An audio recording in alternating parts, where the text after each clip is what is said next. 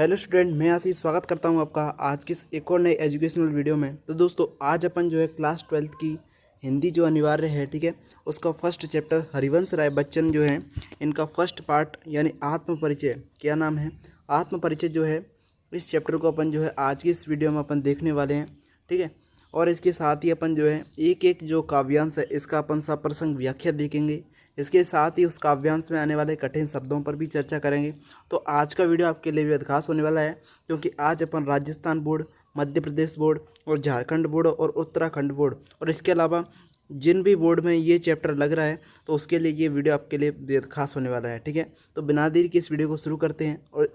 और जो भी स्टूडेंट इस चैनल पर नया जुड़ा है, चैनल को सब्सक्राइब करना ना भूलें, ठीक है। तो देखिए, यहाँ पर जो आत्म परिचय जो आपका चैप्टर है, आत्म परिचय जो आपकी कविता है, ठीक है, इसके लेखक अर्थात कवि का नाम आपको याद रखना है कि ये किसने लिखी है। तो सबसे पहले आपको याद रखना है कि ये किसने लिखी है। ये लिखी है हरिवंश राय बच्चन जी ने। किसने लिखी है? हरिवंश राय बच्चन जी ने। हरिवंश राय जो बच्चन जी हैं, ठीक है, अर्थात जो अमिताभ बच्चन हैं उनके पिताजी जो हैं, उन्होंने ये कविता लिखी है, हरिवंश राय बच्चन, ठीक है। ये आपको यहाँ पर याद रखना है। और आप जो है साथ ही साथ किताब साथ में लेकर बैठें, जिससे कि आपको ये कविता है वो पूरी तरह समझ में आए, ठीक है। किताब और पेन आपको ज़रूर लेकर बैठना है, ठीक है। उसमें मैं जो बताऊँ उसमें आपको जो हाईलाइट करना है वो भी आपको यहाँ पर याद रखना है। देखिए, सबसे पहले आपका जो पहला काव्यांश है जो आपको यहाँ पर दिया गया है, ठीक है, सबसे पहला काव्यांश है जो आपको यहाँ पर पढ़ना है। आप साथ ही साथ किताब में देखते जाएं। तो सबसे पहले आपको यहाँ पर पढ़ना है। देखिए, कवि क्या कहते हैं, पहले काव्यांश में अपने विचार क्या व्यक्त करते हैं। तो देखिए, मैं अर्थात हरिवंश राय बच्चन जी कह रहे हैं कि मैं जग जीवन का भार लिए फिरता हूँ। कौन कह रहे हैं? हरिवंश राय बच्चन जी कह रहे हैं कि मैं जग जीवन का भार लिए फिरता हूँ, फिर भी जीवन में प्यार लिए फिरता हूँ। कर दिया किसी ने जंकृत जिनको छूकर, मैं सांसों के दो तार लिए फिरता हूँ, ठीक है। आगे देखिए, आगे जो है हरिवंश राय बच्चन जी क्या कहते हैं। आगे कहते हैं, मैं स्नेह सुरा का पान किया करता हूँ, कभी न जग का ध्यान किया करता हूँ। जग पूछ रहा उनको जो जग की गाते, मैं अपने मन का गान किया करता हूँ। तो देखिए, कितने अच्छे यहाँ पर जो है कवि ने अपने विचार व्यक्त किए हैं, जो आपको यहाँ पर अच्छे से पढ़ने हैं। तो देखिए, इसके जो कठिन शब्द हैं वो पहले आपको यहाँ पर मैं समझा देता हूँ, और अपनी किताब में आप इस तरह से लिख लेना। देखिए, मैं का मतलब कौन है? हरिवंश राय बच्चन जी कह रहे हैं कि मैं जग जीवन का भार लिए फिरता हूँ। अर्थात यहाँ पर जग का मतलब क्या है? जग का मतलब है संसार। क्या मतलब है? संसार, ठीक है। जग का मतलब क्या है? संसार है। और जीवन, ठीक है, यानी संसार रूपी जो जीवन है, ठीक है, इसका भार अर्थात बोझ। क्या? बोझ। भार का मतलब क्या होता है? बोझ होता है, ठीक है। तो मैं जग जीवन का भार लिए फिरता हूँ, अर्थात कवि क्या कहना चाहता है? कवि कहना चाहता है कि मैं संसार रूपी जीवन का बोझ लिए फिरता हूँ, और फिर भी जीवन में प्यार लिए फिरता हूँ, प्रेम लिए फिरता हूँ। तो देखिए, पहली लाइन आपको जो है कठिन शब्दार्थ जो है वो समझ में आए, ठीक है।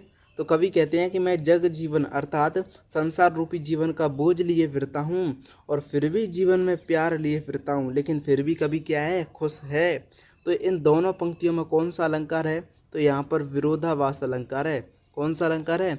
विरोधाभास अलंकार है। आपको अलंकार भी यहाँ पर बताते जाएंगा, ठीक है, एक एक चीज़ को आपको यहाँ पर समझना है।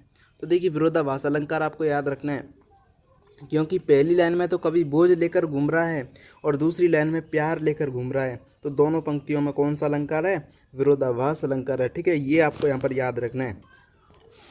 आगे देखिए, कर दिया किसी ने जंकृत जिनको छूकर। जंकृत का मतलब होता है कंपित करना, ठीक है, कंपित करना अर्थात झकझोरना, ठीक है, झकझोरना, ठीक है, हिलाना। इस तरह से आपको याद रखना है। मैं सांसों के दो तार लिए फिरता हूँ। मैं स्नेह, स्नेह का मतलब होता है प्रेम। स्नेह का मतलब क्या होता है? प्रेम। और सुरा का मतलब क्या होता है? सुरा का मतलब होता है मदिरा। क्या मतलब होता है? मदिरा अर्थात शराब, ठीक है। पान किया करता हूँ। पान का मतलब क्या होता है? सेवन, ठीक है, सेवन करना अर्थात उसको पीना। इस तरह से आपको याद रखना है। मैं कभी न जग का ध्यान किया करता हूँ। ध्यान का मतलब है उसके बारे में सोचना। जग पूछ रहा उनको जो जग की गाते, मैं अपने मन का गान किया करता हूँ। गान का मतलब है गाना, अपने मन के अनुसार चलना, ठीक है। तो ये कुछ एक जो पहले काव्यांश में क्या थे, आपके कठिन शब्दार्थ थे जो आपको यहाँ पर समझने थे। ठीक है, अपनी किताब में इसी तरह से आपको लिखने हैं। इसके साथ अपन जो है थ्योरी रूप में यहाँ पर लिखे हुए जो शब्दार्थ हैं उनको भी अपन देखते हैं। सबसे पहले आपको यहाँ पर जग, जग का मतलब वो क्या होता है, संसार होता है, दुनिया होता है। भार का मतलब क्या होता है, बोझ होता है, बोझ यानी कठिनाई, है ना। दूसरे जो यहाँ पर काव्यांश दिया हुआ है, ठीक है। दूसरा जो यहाँ पर एक कठिन शब्दार्थ है जंकृत। ठीक है, जंकृत का मतलब होता है झनझनाहट। क्या होता है, झनझनाहट। इसी को अपन क्या कहते हैं, इसी को अपन कहते हैं झनझन की आवाज़। क्या कहते हैं, झनझन की आवाज़ कहते हैं। ठीक है जी। इसके अलावा इसको झंकार भी कहते हैं, कंपन भी कहते हैं। और एक शब्द और दे रखा है जिसको अपन स्नेह, स्नेह का मतलब मैंने बताया था आपको प्रेम, ठीक है, प्यार। सुरा का मतलब होता है शराब, मदिरा या फिर मद्य भी को कहते हैं इसको। ठीक है, पान का मतलब बताया था सेवन, अर्थात तरल पदार्थ जो होता है उसको पीने की क्रिया क्या कहलाती है, पान कहलाती है। भाव होता है या फिर उसको पीना जो क्या कहलाता है, पान कहलाता है। आगे जो कठिन शब्दार्थ था वो था गान, गान का मतलब होता है गीत। ठीक है, तो देखिए ये कुछ एक जो है यहाँ पर कठिन शब्दार्थ थे जो आपको यहाँ पर समझने थे। ठीक है, अब देखिए जो आपका पहला काव्यांश था, ठीक है, पहला काव्यांश था, इसकी व्याख्या देखते हैं। क्या देखते हैं, व्याख्या देखते हैं। और व्याख्या वेरी वेरी इंपॉर्टेंट है। आपका जो फर्स्ट चैप्टर है इससे जो है आपकी जो बोर्ड एग्जाम में सप्रसंग व्याख्या पूछ सकता है, इसलिए वेरी वेरी इंपॉर्टेंट है, आपको सप्रसंग व्याख्या याद रखनी है। तो सप्रसंग व्याख्या किस तरह से की जाती है, तो सबसे पहले आपको क्या है, वहाँ पर बोर्ड एग्जाम में क्या दिया जाएगा, एक काव्यांश दिया जाएगा। क्या दिया जाएगा, काव्यांश दिया जाएगा। और उस काव्यांश में कुछ एक ऐसी पंक्तियाँ होंगी जिनको आपको पढ़कर पहचानना है कि ये किस चैप्टर से ली गई हैं। ठीक है, इस तरह से। तो आपको सबसे पहले प्रसंग लिखना है, फिर यहाँ वहाँ पर क्या लिखना है, व्याख्या लिखनी है, फिर उसका विशेष भी आपको वहाँ पर लिखना पड़ेगा। ठीक है, ये आपको यहाँ पर समझना है। तो सबसे पहला काव्यांश है, एक बार फिर से काव्यांश को पढ़ते हैं और फिर इसकी क्या करते हैं अपन, व्याख्या करते हैं। तो देखिए काव्यांश फर्स्ट है, कवि क्या कहता है, मैं जग जीवन का भार लिए फिरता हूँ, फिर भी जीवन में प्यार लिए फिरता हूँ, कर दिया किसी ने झंकृत जिनको छूकर, मैं सांसों के दो तार लिए फिरता हूँ, मैं स्नेह सुरा का पान किया करता हूँ, कभी न जग का ध्यान किया करता हूँ, जग पूछ रहा उनको जो जग की गाते, मैं अपने मन का गान किया करता हूँ। ठीक है, तो इस तरह से कवि ने यहाँ पर बताया है। ठीक है, अब देखिए इसकी व्याख्या। ठीक है, व्याख्या तो सबसे पहले आपको किस तरह से लिखना है, उपरोक्त पंक्तियाँ आत्मपरिचय नामक कविता से ली गई हैं। ठीक है, ये आपको यहाँ पर याद रखना है। आत्मपरिचय किसने लिखा था, हरिवंश राय बच्चन जी ने लिखा है। ठीक है, तो आत्मपरिचय कविता के कवि कौन है, हरिवंश राय बच्चन जी हैं। कौन है, हरिवंश राय बच्चन जी हैं। हरिवंश राय बच्चन जी कौन है, इस कविता के लेखक हैं। ठीक है, उपरोक्त पंक्तियों में कवि कहते हैं, क्या कहते हैं, कि वह संसार में जीवन का भार अर्थात सांसारिक कठिनाइयों का बोझ उठाता घूमता है। तो कवि क्या कहता है, देखिए कवि ने क्या कहा है कि वह संसार में जीवन का भार लिए फिरता है, अर्थात जो संसार की कठिनाइयाँ हैं उनका बोझ उठाते घूम रहा है। फिर भी इन सब के बावजूद कवि का जीवन प्यार से भरा रहता है। तो देखिए पहली पंक्ति में जो कवि ने क्या बताया था, पहली पंक्ति में बताया था कवि ने यहाँ पर कि वो संसार में तो रह रहा है लेकिन किसका भार लिए हुए रह रहा है, जीवन का भार, अर्थात सांसारिक जो कठिनाइयाँ हैं उनका बोझ उठाकर घूम रहा है। और फिर भी इन सब के जो बावजूद जो है कवि का जीवन प्यार से भरा रहता है। इसलिए जो है पहली पंक्ति में कवि ने जो है कठिनाइयाँ दर्शाई हैं और दूसरी जो पंक्ति है इसमें जीवन में प्यार दर्शाया है। इसलिए यहाँ पर कौन सा अलंकार था, विरोधाभास अलंकार था। ठीक है जी, यहाँ तक क्लियर है।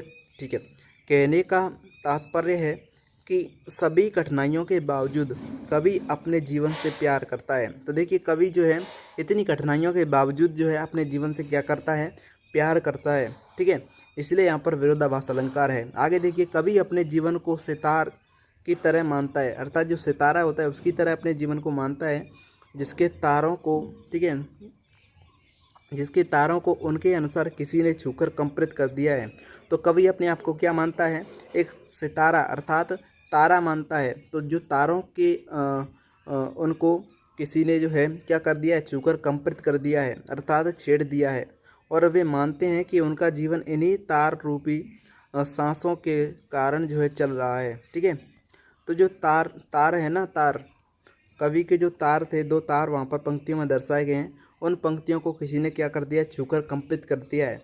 तो कवि क्या कहते हैं, कवि अपने जीवन को सितार की तरह मानते हैं जिसके तारों को, ठीक है, जो तार होते हैं ना उनको उनके अनुसार जो है किसी ने छूकर क्या कर दिया है, कंपित कर दिया है, हिला दिया, अर्थात कवि को क्या कर दिया है, छेड़ दिया है। वे मानते हैं कि उनका जीवन इन्हीं तार रूपी सांसों के कारण चल रहा है। कवि क्या मानते हैं, जो तार रूपी जो सांस है ना, ठीक है, उन्हीं के कारण उनका जीवन चल रहा है, क्योंकि उसकी याद उनको बार बार आ रही है। कहने का तात्पर्य यह है कि कवि जो है किसी प्रिय के द्वारा कवि के कोमल मन के भावनाओं को छू लेने से जो दिल में हलचल पैदा हुई है, उसी प्रेम से भरे हुए अपने जीवन को कवि जी रहा है। तो देखिए कवि क्या है, कवि जो है किसी प्रिय के द्वारा कवि के कोमल मन के भावनाओं को छू लेने से दिल में हलचल पैदा हुई है, ठीक है, उसी प्रेम से भरे हुए अपने जीवन को कवि क्या है, जी रहा है। ठीक है, तो यहाँ पर जो तार वाली जो बात है वो यहाँ से कनेक्ट आपको करनी है कि कवि जो है किसी प्रिय के द्वारा कवि की जो कोमल भावना है, मन की भावनाएं हैं, ठीक है, उनको छू लेने से कवि का जो दिल है उसमें हलचल पैदा हो गई है। हलचल को ही कवि ने क्या कहा है, कंपन कहा है। उसी प्रेम से भरे हुए जीवन को कवि क्या कर रहा है, जी रहा है। ठीक है, आगे कवि कहते हैं कि उन्हें उनके जीवन में जो प्रेम मिला है, ठीक है, कवि क्या कहते हैं, उन्हें उनके जीवन में जो प्रेम मिला है वो उसी प्रेम रूपी मदिरा अर्थात शराब पीकर उसके नशे में मस्त रहते हैं। ठीक है, तो कवि क्या कहते हैं कि उनके जीवन में उन्हें जो अपने प्रिय से प्रेम मिला है ना, प्रेम मिला है, प्यार मिला है, वे उसी प्रेम रूपी मदिरा अर्थात शराब को पीकर उसके नशे में क्या रहते हैं, मस्त रहते हैं, उसी की याद में डूबे हुए रहते हैं। उन्होंने कभी संसार की परवाह नहीं की है। कवि क्या है, संसार की तो परवाह बिल्कुल भी नहीं करता है, अपने अनुसार जीता है, क्योंकि कवि के अनुसार यह पूरा संसार उन्हीं लोगों को अधिक महत्व देता है या उन्हीं को पूछता है जो संसार के अनुसार चलते हैं। तो देखिए कवि क्या कहता है, कवि कहता है कि कवि जो है संसार की बिल्कुल परवाह नहीं करता कि दुनिया के लोग मुझे देखकर क्या कहते हैं, क्योंकि कवि के अनुसार जो पूरा संसार जो है, पूरी दुनिया जो है, ठीक है, जो लोग हैं, ठीक है, उन्हीं उन्हीं लोगों को अधिक महत्व देते हैं या उन्हीं को पूछता है, ठीक है, जो संसार के अनुसार चलते हैं, अर्थात जो उनके अनुसार चलते हैं, उनका गुणगान करते हैं। ठीक है, लेकिन कवि अपने मन की इच्छा के अनुसार चलता है, कभी किसी का कहना नहीं मानता, कवि तो अपनी मन की इच्छा के अनुसार चलता है, अपने में मस्त रहता है, अर्थात कवि वही करता है जो उसका मन कहता है। ठीक है, तो देखिए फिर दुनिया उनके बारे में क्या कहेगी, ठीक है, इसकी उन्होंने कभी परवाह नहीं की थी। ठीक है, तो ये आपका जो है पहला काव्यांश था, यहाँ तक आपको क्लियर है। ठीक है, अगर आपको जो है पहले काव्यांश में कहीं पर जो है डाउट आता है, संदेह आता है, तो आप कमेंट कर सकते हैं। आपका जो डाउट है वो आपका अगली वीडियो में जो है वो क्लियर कर दिया जाएगा। ठीक है, यहाँ तक आपको समझना है। ठीक है, तो यहाँ तक जो था आपका फर्स्ट काव्यांश था, और फर्स्ट काव्यांश में आपको कुछ एक विशेष जो है वो भी लिख सकते हो, जैसे यहाँ पर विरोधाभास अलंकार है। ठीक है, विरोधाभास अलंकार है, ये आपको याद रखना है। विरोधाभास आप अलंकार जो है विशेष रूप से याद रखना है। आगे देखिए अनुप्रास अलंकार भी यहाँ पर आप कर सकते हो। आगे देखिए काव्यांश नंबर सेकेंड। ठीक है, काव्यांश नंबर सेकेंड जो है, मैं निज उर के, यहाँ पर आपको सबसे पहले इसको पढ़ना है, फिर इसके कठिन शब्दार्थ देखने हैं, इसके बाद अपन इस जो काव्यांश सेकंड है इसकी अपन व्याख्या देखेंगे। ठीक है, तो देखिए सबसे पहले यहाँ पर कवि ने क्या दिया हुआ है, मैं निज उर के उद्गार लिए फिरता हूँ, मैं निज उर के उपहार लिए फिरता हूँ, है ये अपूर्ण संसार न मुझको भाता, मैं स्वप्नों का संसार लिए फिरता हूँ। कवि ने कितनी अच्छी यहाँ पर जो है अपने विचार व्यक्त किए हैं। आगे देखिए, मैं जला हृदय अग्नि में दहा करता हूँ। ठीक है, सुख दुख दोनों में मग्न रहा करता हूँ, जग भव सागर तरने को नाव बनाए, मैं भव मौजों पर मस्त बहा करता हूँ। ठीक है, तो कवि ने अपने विचार यहाँ पर काव्यांश नंबर सेकंड में इस तरह से व्यक्त किए हैं।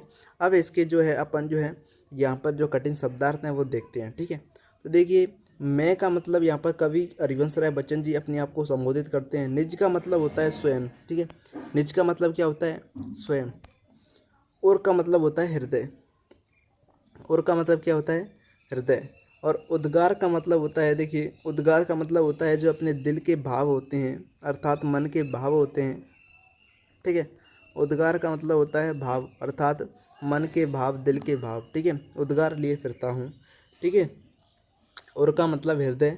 उपहार का मतलब होता है भेंट। ठीक है, अपूर्ण संसार का मतलब है यहाँ पर जो पूर्ण संसार नहीं है, ठीक है।